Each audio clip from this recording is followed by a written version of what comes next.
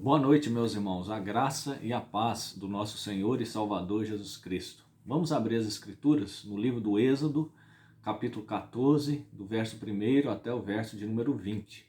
Êxodo, capítulo 14, versículo 1 ao 20º verso. Diz assim a palavra da salvação. Disse o Senhor a Moisés: Fala aos filhos de Israel que retrocedam e se acampem defronte de Piairote, entre Migdol e o mar, diante de Baal-Zefon. Em frente dele vos acampareis junto ao mar. Então Faraó dirá dos filhos de Israel: Estão desorientados na terra, o deserto os encerrou. Endurecerei o coração de Faraó, para que os persiga, e serei glorificado em Faraó e em todo o seu exército. E saberão os egípcios que eu sou o Senhor. Eles assim o fizeram. Sendo, pois, anunciado ao rei do Egito que o povo fugia, mudou-se o coração de Faraó e dos seus oficiais contra o povo, e disseram: Que é isto que fizemos, permitindo que Israel nos deixasse de servir? E aprontou Faraó o seu carro e tomou consigo o seu povo. E tomou também 600 carros escolhidos e todos os carros do Egito, com capitães sobre todos eles. Porque o Senhor endureceu o coração de Faraó, rei do Egito, para que perseguisse os filhos de Israel. Porém os filhos de Israel saíram afoitamente. Perseguiram-nos os egípcios, todos os cavalos e carros de Faraó e os seus cavalarianos e o seu exército, e os alcançaram acampados junto ao mar, perto de Piairote, defronte de Baal-Zefon.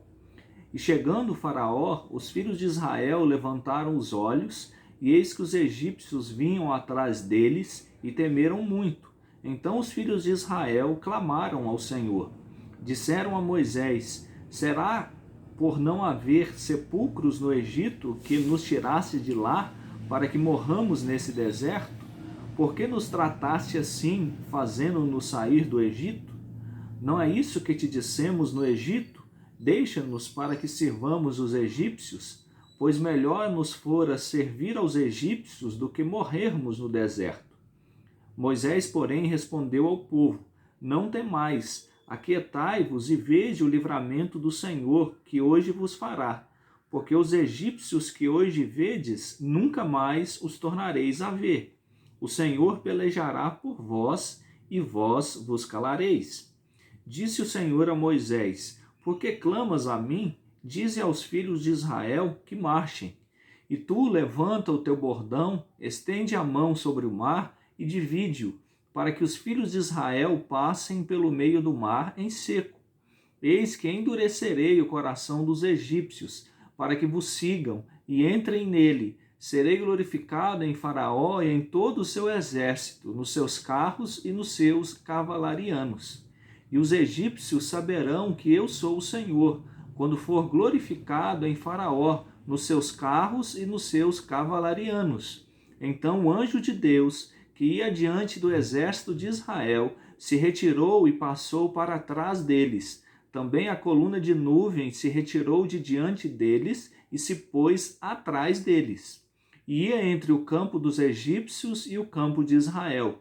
A nuvem era escuridade para aqueles, e para este esclarecia a noite, de maneira que em toda a noite este e aqueles não puderam aproximar-se. Vamos orar nesse instante, rogando que o Espírito do Senhor nos conduza a toda a verdade por meio do Evangelho.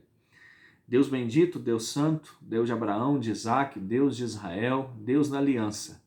A nossa gratidão por estarmos na tua presença, ó Deus, pela tua palavra que é viva e que é eficaz. Ó Deus, nesse momento nós clamamos por todas as famílias que sofrem.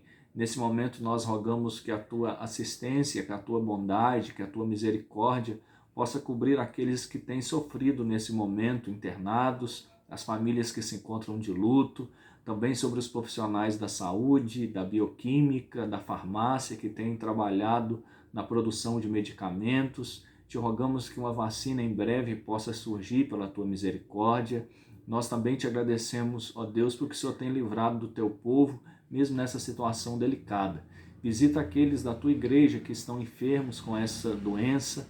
Ó Deus, livra o teu povo nesse período de pandemia, de recessão econômica, de afastamento social, onde muitos já têm sofrido no âmbito financeiro. Ó Deus, pela redução dos salários, pela ausência do trabalho, nós clamamos pela tua misericórdia. Obrigado, ó Deus, pela oportunidade de ler o teu texto sagrado e pedimos que o teu Santo Espírito assim nos edifique. Oramos agradecidos no nome santo e amado de Jesus e para a glória dele, com perdão dos nossos pecados. Amém. Queridos, para aqueles que foram criados na igreja, com certeza essa é daquelas passagens mais conhecidas, quando Deus chamou a Moisés para que ele fosse o libertador de Israel, e por meio desse homem, então, o Senhor conduziu a nação de Israel em direção à terra prometida. Mas é muito interessante a vida de Moisés, porque ela nos ensina que às vezes Deus nos prepara por um tempo e o período de preparação pode ser até maior do que o período de trabalho. Moisés ele foi preparado durante 40 anos para que assim ele compreendesse a vida no palácio, a vida da monarquia, a vida daqueles que tinham o conhecimento. Nós sabemos que a cultura egípcia, naquele contexto onde eles eram o maior império do mundo, ele teve acesso ao mundo acadêmico na melhor condição possível.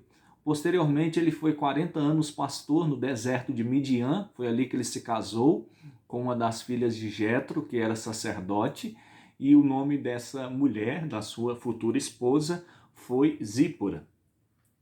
Pois bem, o Senhor chama na sarça ardente, então Moisés acumula um período de preparação onde ele é um dos homens mais importantes como filho da filha de Faraó, 40 anos, e depois ele fica no deserto, anônimo, no meio do pó, no meio, na realidade, de uma situação muito modesta, cuidando de ovelhas. Mas 80 anos Moisés é preparado para trabalhar 40. Queridos, esse é um ponto interessante quando nós analisamos a nossa vida, porque às vezes isso também ocorre conosco. O Senhor às vezes nos prepara um tempo maior para que possamos o servir um tempo menor.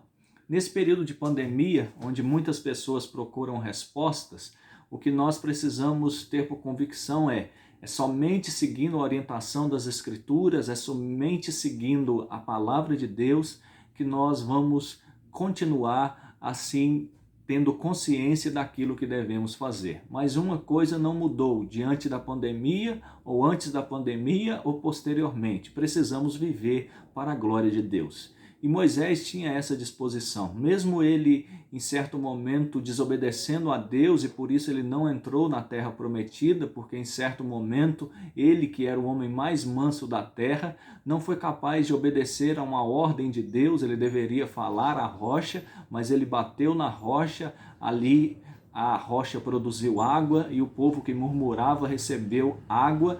Eles foram ali supridos. A Escritura vai dizer depois lá no Novo Testamento, na primeira carta aos Coríntios, que aquela rocha inclusive era Cristo.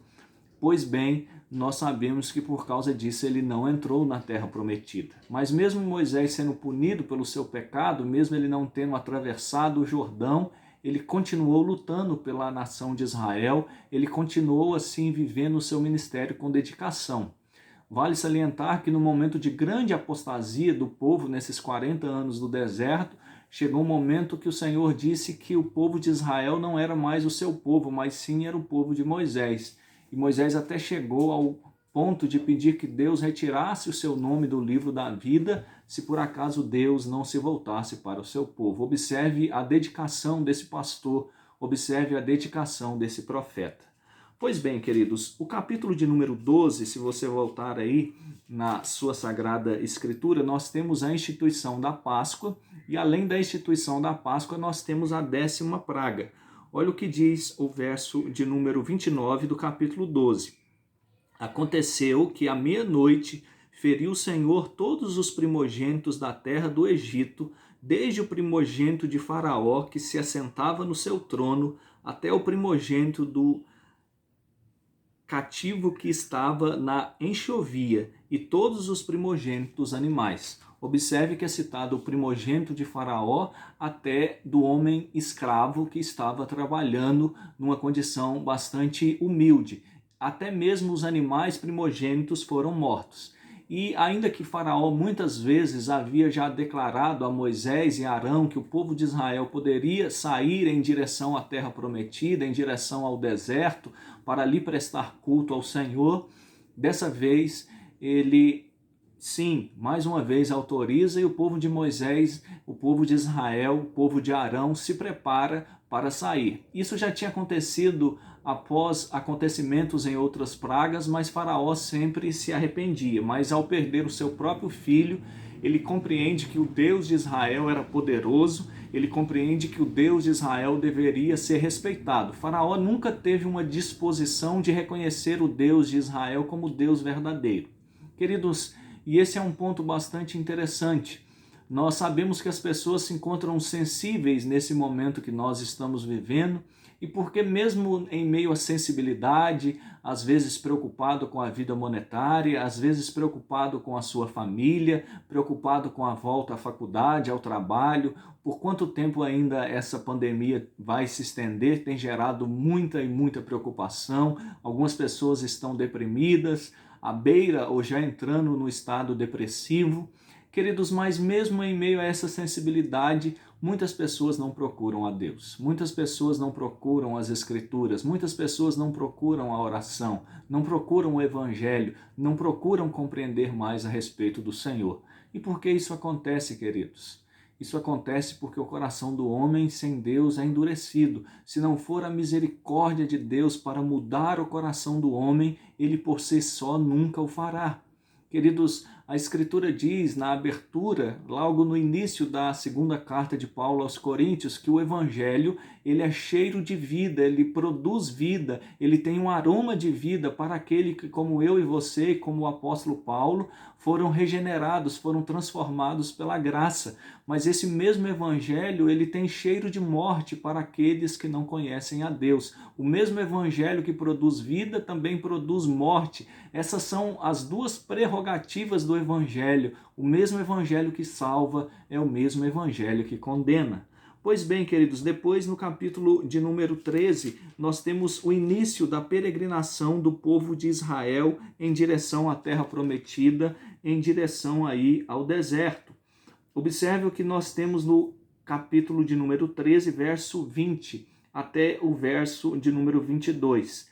Tendo, pois, partido de Sucote, acamparam-se em Etã, à entrada do deserto. O Senhor ia adiante deles durante o dia numa coluna de nuvem, para os guiar pelo caminho durante a noite, numa coluna de fogo, para os alumiar, a fim de que caminhassem de dia e de noite.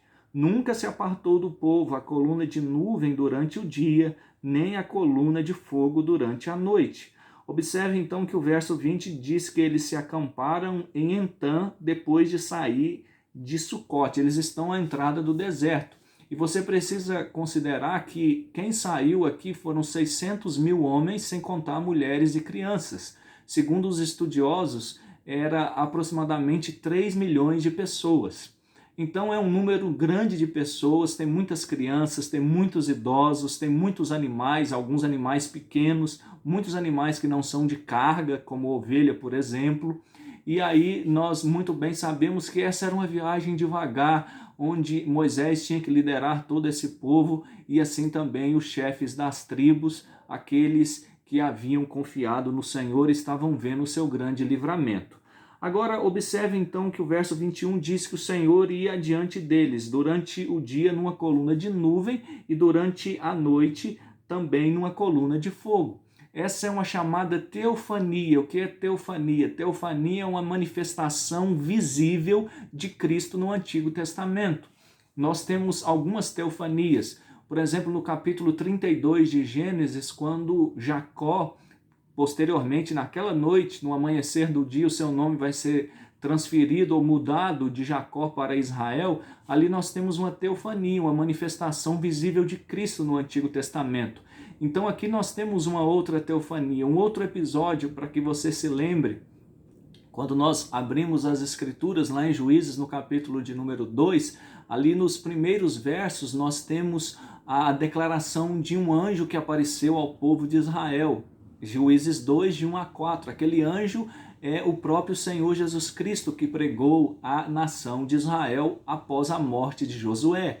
Nós temos o quarto homem que entrou na fornalha com os 3 amigos de Daniel, Misael, Azarias e Zacarias. Os seus nomes babilônicos são mais conhecidos, como você muito bem sabe, Sadraque, Mesaque e Abednego. Queridos, então aqui é o próprio Jesus Cristo, a segunda pessoa da Trindade, aquele que 1500 anos depois de Moisés ia se fazer homem, que estava guiando o povo de Israel. Então, queridos, eu vou ler agora, já indo ao capítulo 14, os primeiros 3 versos. A Escritura diz: Disse o Senhor a Moisés, fala aos filhos de Israel que retrocedam e se acampem defronte de Pi-Airote, entre Migdol e o mar, diante de Baal-Zefon, em frente dele, vos acamparei junto ao mar. Então Faraó dirá dos filhos de Israel, estão desorientados na terra, o deserto os encerrou. Queridos, aqui nós temos nos versos de número 1 e no verso de número 2 uma informação muito interessante. O povo de Israel deveria retroceder. Então eles começam a sua caminhada, como fica bem claro a partir do verso 20 do capítulo 13, e aqui eles retrocedem. Eles começam novamente a viagem em direção ao Egito, da onde eles estavam voltando. Queridos, e essa é uma informação muito interessante. Então aqui nós observamos que o povo de Israel, eles obedecem à voz de Moisés, eles obedecem à voz do Senhor naquela circunstância, mesmo com um pedido interessante e difícil de ser compreendido. Imagine Moisés convencendo agora 600 mil homens, sem contar mulheres e crianças, que eles deveriam retroceder. Queridos, nós precisamos entender que mesmo quando não compreendemos as situações que nos cercam, se elas vêm da vontade do Senhor, elas são boas, pois a vontade do Senhor é perfeita e agradável, ela é boa, ela é oportuna, ela precisa ser considerada como nobre. A vontade do Senhor precisa ser considerada como a mais relevante das nossas vidas. Queridos, por trás desse vírus, por trás dessa pandemia do Covid-19 está o governo de Deus. Nós precisamos compreender que Ele continua cuidando do seu povo. Diz o verso 4, endurecerei o coração de Faraó para que os persiga, e serei glorificado em Faraó e em todo o seu exército, e saberão os egípcios que eu sou o Senhor. Eles assim o fizeram. Quem endureceu o coração de Faraó foi o Deus Todo-Poderoso. Eu endurecerei o coração de Faraó para que os persiga, e serei glorificado em Faraó e em todo o seu exército. O povo de Israel retrocede, assim os egípcios se arrependem, como deixa bastante claro o versículo de número 5, de terem libertado Israel, tanto a liderança constituída como o seu maior representante, o seu maior líder, o rei do Egito, Faraó. Eles vão atrás do povo de Israel porque Deus endureceu o coração de Faraó. Queridos, Deus, Ele sabe lidar com o coração endurecido. Nós temos visto pelo menos 2 teorias de como surgiu esse vírus que tem provocado essa grande pandemia. É o famoso local de comércio, onde se vendia peixes na cidade de Wuhan, na China, ou quem sabe que isso também aconteceu por um acidente num laboratório, também na China.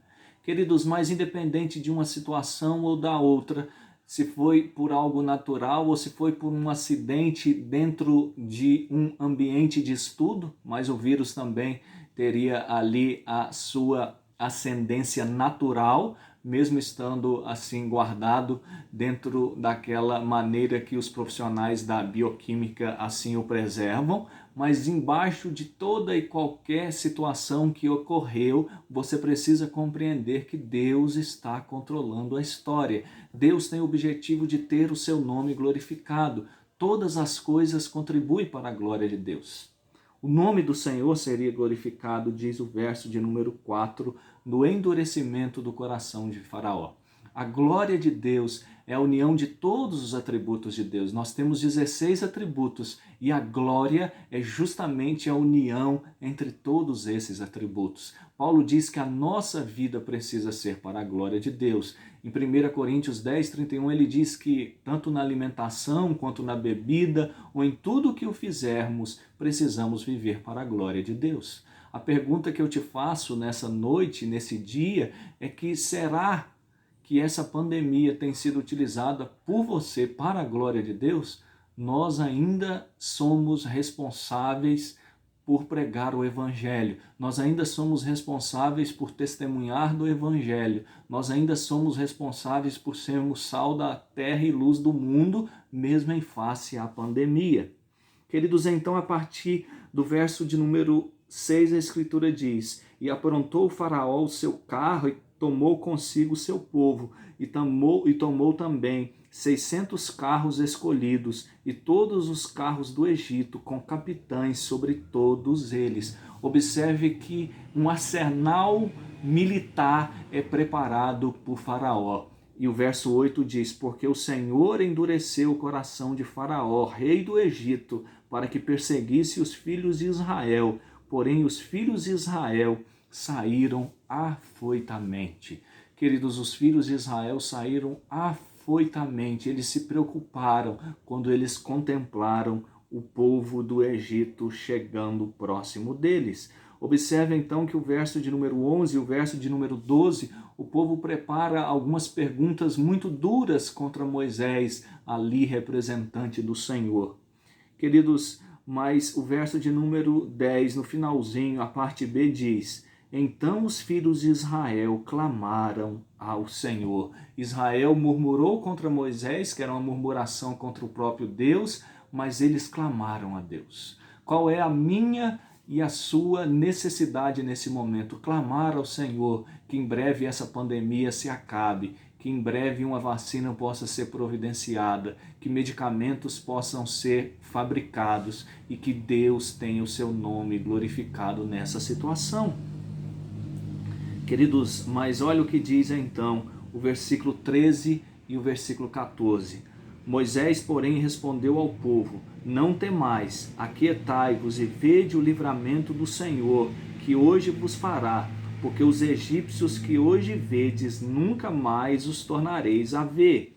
O Senhor pelejará por vós, e vós vos calareis. Era Deus que iria pelejar por Israel. Israel ficaria calado diante da glória do Senhor. O verso 15 e 16, então, Moisés estende o seu bordão, o seu cajado, depois de Deus dizer que o povo deveria marchar, e aí nós sabemos que o mar é aberto e o povo do Egito vai perecer, enquanto o povo de Israel vai atravessar a pé enxuto. Queridos, concluindo, observe então o que diz o verso de número 19. Então o anjo de Deus, que ia diante do exército de Israel, se retirou e passou para trás. Também a coluna de nuvem se retirou de diante deles e se pôs atrás deles. É uma referência a Israel, né? E ia entre o campo dos egípcios e o campo de Israel. A nuvem era escuridade para aqueles e para este esclarecia a noite, de maneira que em toda a noite este e aqueles não puderam aproximar-se. O anjo de Deus se retirou e passou para trás de Israel, assim os protegendo. Então, o anjo aqui, que é o próprio Senhor Jesus Cristo, é uma teofania, é uma manifestação da segunda pessoa da Trindade. Ele é proteção para o povo de Israel, ele é proteção para a igreja, e para o povo do Egito ele produz escuridade. Em que sentido? Você precisa entender que o Senhor Jesus Cristo, ele protege a sua igreja e ele julga o mundo pelo seu evangelho. O apóstolo Paulo, na segunda carta, escrevendo ao jovem pastor Timóteo, diz que quando comparecermos ao tribunal de Cristo, nós seremos julgados segundo o evangelho. Como que a igreja vai ser julgada? Não para condenação, nós já fomos salvos em Cristo Jesus, mas nós seremos julgados no nosso procedimento no que diz respeito ao nosso galardão. Queridos, mas observe como o próprio Cristo protegeu a sua igreja de maneira extraordinária, singular e especial. Porque o livro dos Salmos diz que o povo de Deus é para o Senhor como a menina dos seus olhos. Então, em meio a essa pandemia, que você se lembre, o mesmo Jesus Cristo que guardou Moisés e os 600 mil homens, sem contar mulheres e crianças, quase 3 milhões de pessoas. Imagine quanto tempo foi necessário para quase 3 milhões de pessoas atravessarem o mar. Também tem cuidado de mim e de você. O que precisamos fazer em pandemia ou em tempo de angústia ou também em tempos de alegria e de saúde? Glorificar ao Senhor, viver para a sua glória. Então lembre-se, nesse período de pandemia, Jesus Cristo continua lembrando-se de você e Jesus Cristo continua cuidando de cada um dos seus eleitos e da sua igreja. Que Cristo exaltado, o nosso bom pastor, continue assim a te abençoar. Forte abraço.